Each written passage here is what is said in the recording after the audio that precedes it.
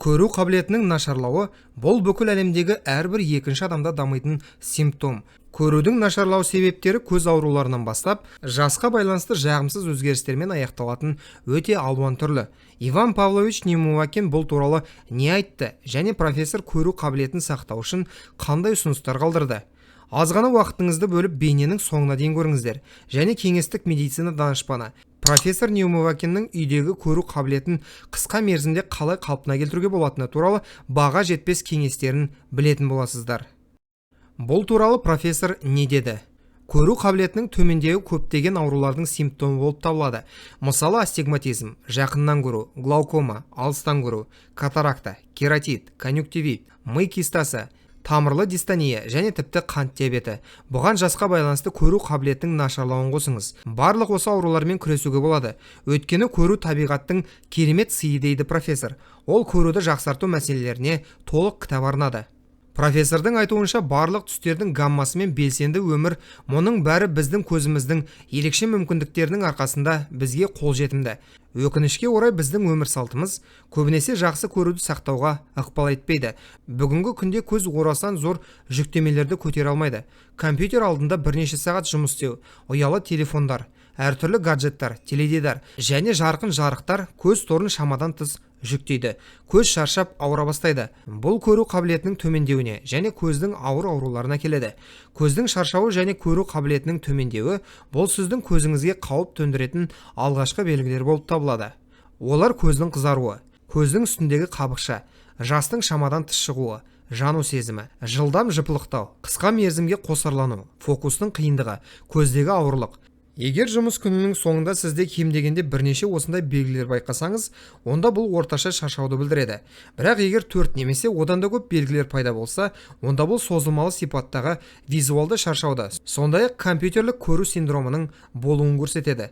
Тиісті жедел профилактикасыз бұл көру өткірлігі мен көру сапасының айтарлықтай төмендеуіне әкелуі мүмкін.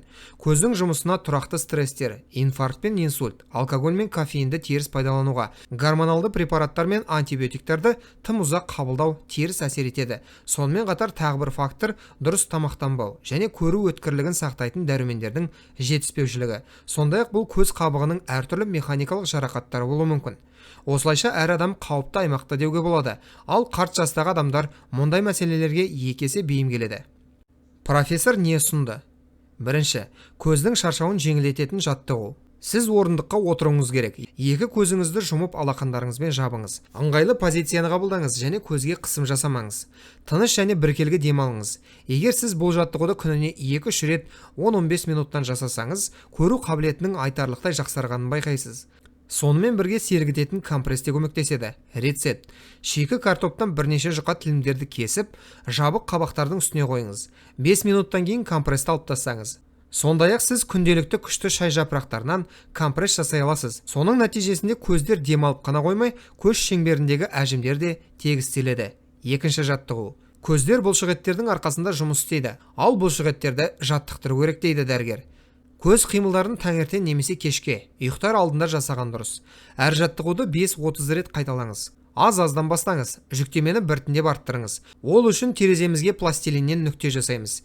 Кейін терезенің сыртындағы алыс нысанды таңдаймыз. Бірнеше секунд алысқа қараймыз, содан кейін көзқарасты нүктеге аударамыз. Кейінірек жүктемелерді қиындатуға болады.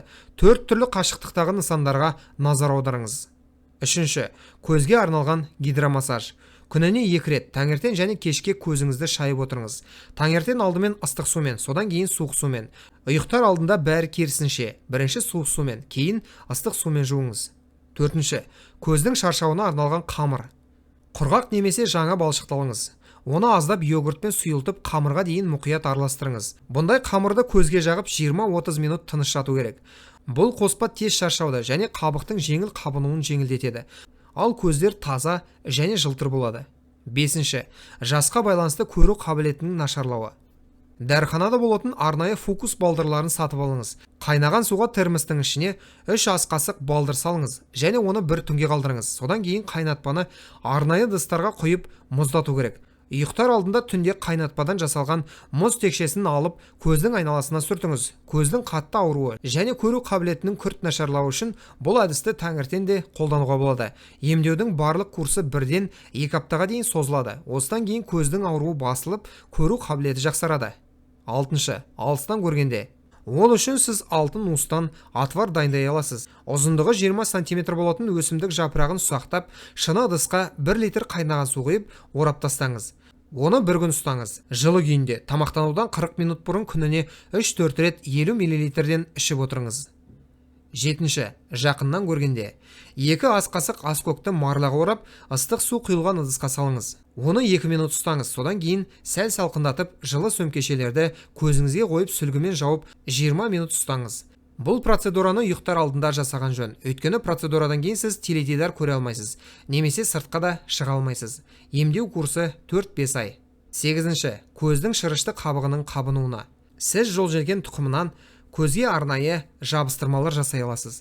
Шыны ыдысқа 2 шай қасық ұсақталған тұқым салыңыз. Оған 2 шай қасық суық су құйыңыз. Сосын 100 мл қайнаған су қосыңыз. Оны суығанша қайтадан шайқаңыз. Сүзіп дайын өнімді мақта жастықшалармен көзге басыңыз.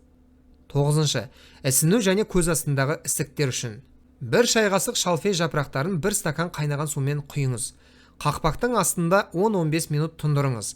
Ағызыңыз жартысын суытыңыз. Екінші жартысын қыздырыңыз. Қабақтарға кезек-кезекпен 1 минут бойы ыстық, кейін суық тұнбаға малынған мақта тампондарын жағыңыз. Процедураны ұйықтар алдында жасаңыз. Содан кейін теріні қабаққа арналған креммен майлап тастаңыз. 10. Көкжидек. Көбінесе көру қабілетінің төмендеуінің себебі қандағы қанттың жоғарылауы болып табылады.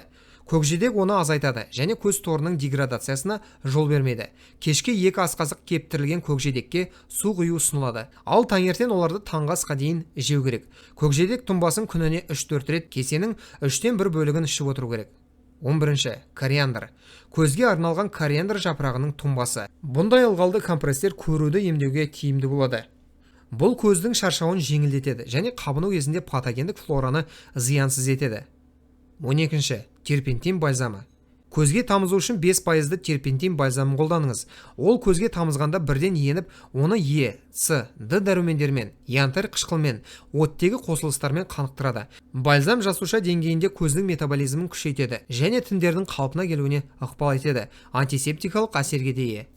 13. Конъюнктивит және іріңді қабыну кезінде. Шай саңырауқұлақтарының тұнбасын көзге тамызу пневмококты конъюнктивитте және іріңді каротидтердің дамыған түрлеріне көмектеседі. Бұл әдіспен сіз 3-4 күнде іріңнен толықтай арыла аласыз. Сондай-ақ итмұрын жидектерінің қайнатпасын немесе тұнбасын мақтаға жағып қолдануға болады. 1 стакан қайнаған суға 2 шай қасық жидектерді қайнатыңыз. Баяу отта 5 минут қыздырыңыз және 30 минут ұстаңыз. Қорытындылай келе физикалық белсенділіктің көру үшін үлкен пайдасын атап өту керек. Денсаулықтың кепілі, оның ішінде көздің денсаулығы тұрақты физикалық белсенділік, гимнастиканың кез келген түрі болып табылады. Сондай-ақ күн сайын диетаға қарақат, жұмыртқа және сүзбе, баклажан, жаңғақтар мен тұқымдар, жүзім, ащы шоколад, бұршақ дақылдары, шпинат және дәнді дақылдарды көздің өткірлігін арттыру үшін қосу керек. Құрметті көрермендер, осымен бүгінгі шығарылым аяқталды. Роликті соңына дейін көргендерге, сондай-ақ арнамызға тіркелгендерге ерекше алғыс білдіреміз. Бұл бейнені достарыңызбен және жақындарыңызбен бөлісіңіздер. Әрқашан ең пайдалы нәрселерден хабардар болу үшін арнамыздан алыстамаңыздар. Келесі кездескенше аман, сау болыңыздар.